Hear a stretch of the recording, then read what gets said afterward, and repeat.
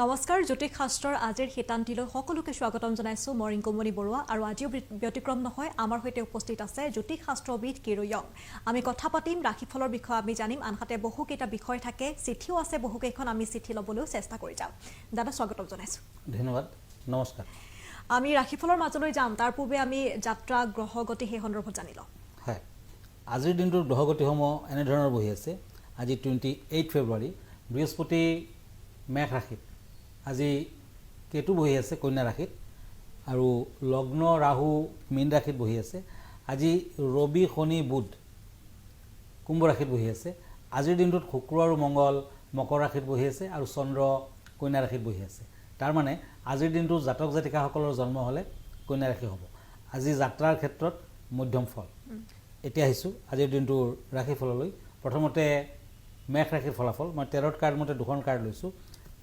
Cups and source এই দুখন card মতে আনৰ পৰা সহায় সহানুভূতি লাভ কৰিব পাৰিব নতুন কোনো শুভ সংবাদ আহিব পাৰে আজি মনৰ আৱেগ বৰ্জন কৰক কোনো শুভ সংবাদে আনন্দ লভিব সা সম্পদ লাভ প্ৰেমত ভাল বিদ্যাৰ্থীসকলৰ আজিৰ দিনটোত ভাল ফল আজিৰ আনলাকি কালাৰ হ'ব হোৱাইট কালাৰ লাকি কালাৰ হ'ব ব্লু এতিয়া আহিছোঁ বৃষ ৰাশিলৈ টৰাছ ওৱান্স এণ্ড পেণ্টাকলছ এই দুখন কাৰ্ড মতে কৰ্মসংস্থাপনৰ যোগ দেখা যায় কৰ্মত উদাৰতা থাকিব প্ৰেমৰ দিশত শুভ ফল আজি নিজৰ বাবে চিন্তা বৃদ্ধি বিয়া বাৰুৰ যুগত শুভ আনলাকি কালাৰ হ'ব ব্লু কালাৰ লাকি কালাৰ হ'ব গল্ডেন কালাৰ বৃষ ৰাশিৰ জাতক জাতিকাসকলে আজিৰ দিনটোত দুখীয়া লোকক অন্ন দান কৰক ভাল হ'ব মিথুন ৰাশি জেমিনি কাপছ এণ্ড চ'ৰ্ছ এই দুখন কাৰ্ড মতে শাৰীৰিক আৰু মানসিক দিশত শ্ৰম বৃদ্ধি পাব আজি বিদ্যাৰ ক্ষেত্ৰত শুভ ফল দেখা যায় সংৰাগ আজি কমিব আজি প্ৰেমত মধ্যম যুগ দেখা যায় যাত্ৰা কৰিব পাৰে আজিৰ দিনটোত পাৰিলে দুখীয়া লোকক লোহাৰ দ্ৰব্য দান কৰক আনলাকি কালাৰ হ'ব হোৱাইট কালাৰ লাকি কালাৰ হ'ব মাখন বৰণ এতিয়া আহিছোঁ কৰ্কট ৰাশিলৈ কেঞ্চাৰ ওৱান্স এণ্ড পেজ অফ পেণ্টাকলছ এই দুখন কাৰ্ড মতে কৰ্মৰ দিশত উন্নতি প্ৰেমত সিমান ভাল যুগ দেখা নাযায় বিদ্যাৰ্থীসকলৰ বাবে ভালে যাত্ৰা কৰিলে সাৱধান হওক শৰীৰৰ দিশত ভালে যুগ আনলাকি কালাৰ হ'ব ব্লু কালাৰ লাকি কালাৰ হ'ব গ্ৰীণ কালাৰ ধন্যবাদ আমি ৰাশিফলৰ মাজলৈ যোৱাৰ আগতে দাদা এখন চিঠি আমি লৈ লৈছোঁ প্ৰেৰণ কৰিছে সবীৰ কৰ্মকাৰে তেওঁ লিখিছে যে ধনী হোৱাৰ বাবে কিবা মন্ত্ৰ দিব নেকি মই ধনী মানুহ হৈ সমাজত জীয়াই থাকিব বিচাৰিছোঁ তেওঁ কিছু বিধান বিচাৰিছে এই সন্দৰ্ভত আপোনাৰ পৰা হয় মই যদি ধনী হোৱাৰ মন্ত্ৰ জানিলোহেঁতেন যিমান কাম কাজ আছে চব বন্ধ কৰি কেনে দিন ৰাতি মই সেইটো মন্ত্ৰ মাতিলোহেঁতেন গতিকে ধনী হোৱাৰ ডাইৰেক্টলি তেনেকুৱা কোনো মন্ত্ৰ নাই আৰু আপোনাৰ টাইটেলটো যেতিয়া হ'ল কৰ্মকাৰ গতিকে আপুনি কৰ্ম কৰিলেহে ধনী হ'ব পাৰিব যিকোনো মানুহে যদি নিজৰ গ্ৰহগতিৰ প্ৰতিকাৰ কৰাৰ পাছত কৰ্ম কৰি যায় তেতিয়া নিশ্চয় ধনী হ'ব পাৰিব অৱশ্যে ধনী হোৱাৰ বাবে শাস্ত্ৰই কিছু কথা কৈ গৈছে যেনে দেৱালীৰ ৰাতি যদি মহালক্ষ্মীৰ কৃপা লাভ কৰিব পাৰে তেতিয়াহে আপুনি ধনী হোৱাৰ যুগটো আপোনাৰ প্ৰসন্ন হ'ব শিৱৰ লগত মা কালী আৰু লক্ষ্মীৰ ভাল সম্পৰ্ক থকাৰ বাবে আপুনি সেইদিনাখন যদি শিৱৰ মন্ত্ৰ লক্ষ্মীৰ পাঁচালি আদি পাঠ কৰে সেইদিনাখন যদি আপুনি শিৱ মন্দিৰত দান ধ্যান কৰে তেতিয়া কিন্তু সোনকালে ধনী হোৱাৰ এটা চান্স থাকে আৰু দীপাৱলীৰ ৰাতি আপুনি বেলপাতত ৰঙা চিয়াহীৰে ওম কমলা লক্ষ্মী পূজ্য পথেত লিখি মেলি সেই কাগজটো জাপি কেনে আপোনাৰ যোনটো চাউলৰ ড্ৰাম থাকিব বা য'ত আপুনি ৰাইচ চাউল ৰাখে তাতে সোমাই ৰাখিব আৰু কেইটামান বেলপাত নিজৰ সৌভাগ্য বৃদ্ধিৰ বাবে ধন বৃদ্ধিৰ বাবে নিজৰ গাৰুৰ তলত ৰাখি কিনে আপুনি ৰেগুলাৰলি শুব যাব তেতিয়া চাব এবছৰৰ ভিতৰতে আপুনি ফল লাভ কৰিব পাৰিব ধন্যবাদ আচলতে ধনী হোৱাৰ তেনেকুৱা কোনো সহজ উপায় নাথাকে কৰ্ম যিহেতু কৰি যাবই লাগিব সকলোৱে নহয় জানো হয় কৰ্মটো কৰিবই লাগিব কিন্তু এইটো সঁচা বহুত কৰ্ম কৰে কিন্তু ফল নাপায় গতিকে লাকৰো এটা মানে লাক ফেক্টৰটো হৈছে ডাঙৰ ফেক্টৰ গতিকে লাক বস্তুটোৰ কাৰণে আগতে আপুনি যিবোৰ প্ৰতিকাৰ আছে কৰি লওক তাৰ পাছত কৰ্ম কৰক নিশ্চয় ফল আহিব নিশ্চয়কৈ আমি পৰৱৰ্তী ৰাশিলৈ যাওঁ এতিয়া মই গৈ আছোঁ সিংহ ৰাশিলৈ ওৱান্স এণ্ড ওৱান্স এই দুখন কাৰ্ড মতে আজি খৰচা পাতি বৃদ্ধি হোৱাৰ যুগ বেছি আজি শত্ৰু বৃদ্ধি হ'ব পাৰে কৰ্মক্ষেত্ৰত পদোন্নতিৰ যুগ ভ্ৰমণ কৰিলে সাৱধান হওক বিদ্যাৰ্থীসকলে আজি কিছু শুভ ফল লাভ কৰিব পাৰিব আনলাকি কালাৰ হ'ব ৰেড কালাৰ লাকি কালাৰ হ'ব পিংক এতিয়া আহিছোঁ মই কন্যা ৰাশিলৈ cups and king of swords এই দুখন কাৰ্ড মতে শিং থকা জন্তুৰ পৰা সাৱধান হওক গোপন শত্ৰুৱে আমনি কৰিব আজি সাৱধান থাকক। কৰ্মসংস্থাপনত মধ্যম ফল। আজিৰ দিনটোত আপুনি দুখীয়া লোকক মিঠাতেল, দক্ষিণা আদি দান কৰক। আনলাকি কালাৰ হ'ব গ্ৰীণ, লাকি কালাৰ হ'ব য়েল।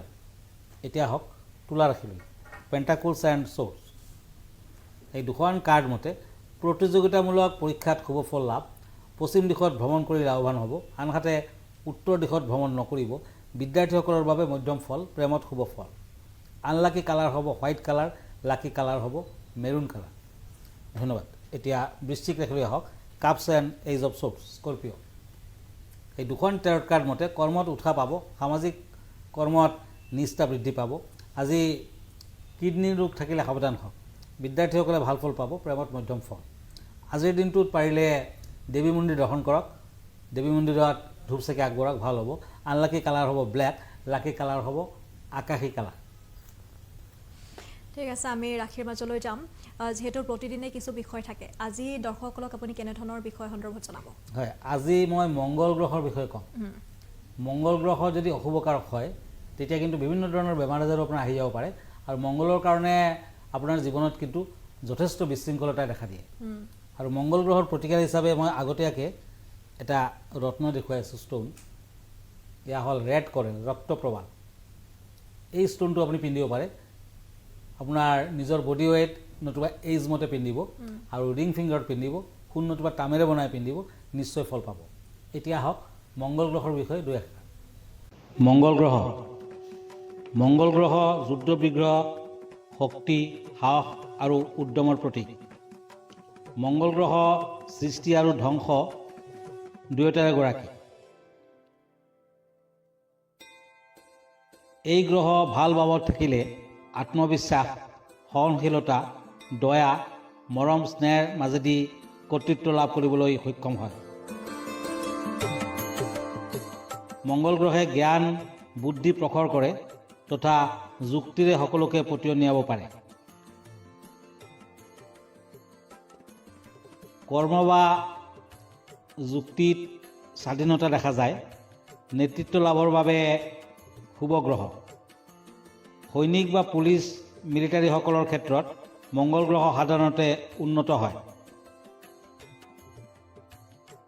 মংগল গ্ৰহৰ প্ৰভাৱশালী ব্যক্তি ওখ আৰু সুন্দৰ স্বাস্থ্যৰ অধিকাৰী হয়। এওঁলোকে দেখাত উজ্জ্বল, কেতিয়াবা মুখত দাগ থকা দেখা যায়। জ্বৰ, কাহ, দুৰ্ঘটনা, কটা চিঙা ভঙা, পোৰা, বসন্ত, টাইফয়েড, পাকস্থলীৰ ঘাঁ, হাৰ্নিয়া, মেলেৰিয়া, গৰ্ভপাত, ৰক্তক্ষৰণ, পেশীৰ বিষ, চেপ্টিক, এপেণ্ডিচাইটিছ আদি ৰোগৰ মূল কাৰক মংগল গ্ৰহ। মংগল গ্ৰহৰ কুপ্ৰভাৱে ব্যক্তিক উদণ্ড, উত্তাল, অহংকাৰী, মূৰ্খ তথা জীৱ জন্তুৰ শাৰীলৈ ধাবিত কৰাব পাৰে। জ্যোতিষশাস্ত্ৰত মংগল গ্ৰহ যুদ্ধ বিগ্ৰহ, আত্মহত্যা, হত্যাকাৰী হিচাপে স্বীকৃতি দিছে। জ্যোতিষশাস্ত্ৰত মংগল গ্ৰহে হাই কাজিয়া, মকদ্দমা, বোমা বিস্ফোৰণ, চোৰ ডকাইত, জুৱা, লটাৰী ইত্যাদি বিষয়বোৰ পৰিচালনা কৰে। ওপৰৰ দুখসমূহৰ বিপৰীতে মংগল গ্ৰহে মানৱীয় গুণৰ মাজেদি অগ্ৰসৰ হ'বলৈ শিকায়। মংগল গ্ৰহৰ বাবে দেৱী বগলামুখী আৰু হনুমান দেৱৰ আৰাধনা কৰা হয়। মংগল গ্ৰহ কৰ্কট ৰাশিত নিচস্ত হয় আৰু মকৰ ৰাশিত টুঙি অৱস্থাত থাকে। মংগলৰ প্ৰতিকাৰ হিচাপে জ্যোতিষশাস্ত্ৰ মতে ৰেড কৰেল মানে ৰক্তপ্ৰবাল ইউজ কৰিব লাগে। আৰু ভিডিঅ'টোৰ জৰিয়তে খুব সুন্দৰকৈ আপুনি বুজাই দিছে যে কেনেধৰণৰ প্ৰতিকাৰ বা বিধানসমূহ খুব সুন্দৰকৈ দিছে। নিশ্চয়কৈ সকলো উপকৃত হ'ব। আমি তেনেহ'লে পৰৱৰ্তী ৰাশিৰ মাজলৈ আগবাঢ়োঁ। এতিয়া মই ধনু ৰাশিলৈ গৈছোঁ। ওৱান্স এণ্ড পেজ অফ ছ'ৰ্ডছ। এই দুখন কাৰ্ড মতে কৰ্মস্থানত ব্যস্ততা বৃদ্ধি, ঘৰুৱা শত্ৰু বৃদ্ধি পাব। আজি প্ৰেমত সিমান ভাল যোগ দেখা নাযায়। বিদ্যাৰ্থীসকলৰ বাবে ইমান ভাল নহয়।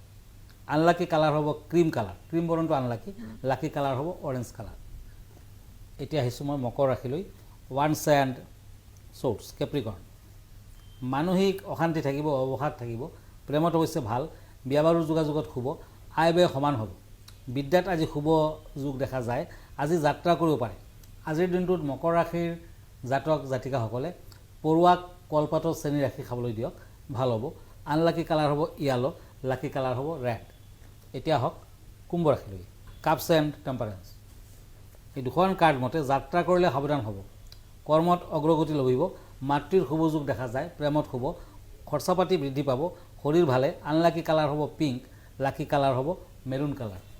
এতিয়া হওক মীন ৰাশিলৈ। Once and পেণ্টাকলছ। এই দুখন কাৰ্ড মতে আজি কৰ্মত উন্নতি, ভাল কৰ্মৰ বাবে সন্মান বৃদ্ধি, যাত্ৰা কৰিলে অলপ সাৱধান হ'ব। আনলাকি কালাৰ হ'ব বগা হোৱাইট, লাকি কালাৰ হ'ব আকাশী নীলা। ধন্যবাদ। আৰু এয়া আছিল আজিৰ দিনটোৰ ৰাশিফল। দাদা আপোনাৰ ঠিকনাটো এবাৰ কৈ দিব। হয়, আমাৰ ঠিকনা astrologer Kirowang, Ratnakuber gems and jewellery, Manipuri Basti, Guwahati 7। Phone নম্বৰটো হ'ল 9957111171 আৰু আমাৰ ইমেইল এড্ৰেছটো হ'ল kiroyangastrologer@kiroyang.com। ধন্যবাদ, নমস্কাৰ। আপোনালোকৰ বিভিন্ন ধৰণৰ সমস্যা সন্দৰ্ভত আমালৈ পত্ৰ প্ৰেৰণ কৰক। আনহাতে ঠিকনাটো ইতিমধ্যে দিছে, সেই ঠিকনাত আপোনালোকে পত্ৰ প্ৰেৰণ কৰিব পাৰে, অন্যথা ফোনযোগে আপোনালোকে যোগাযোগ কৰিব পাৰে। আৰু ইয়াৰ লগে লগে অনুষ্ঠানটিৰ পৰা মই ৰিংকুমণি বৰুৱাই বিদায় লৈছোঁ। ধন্যবাদ।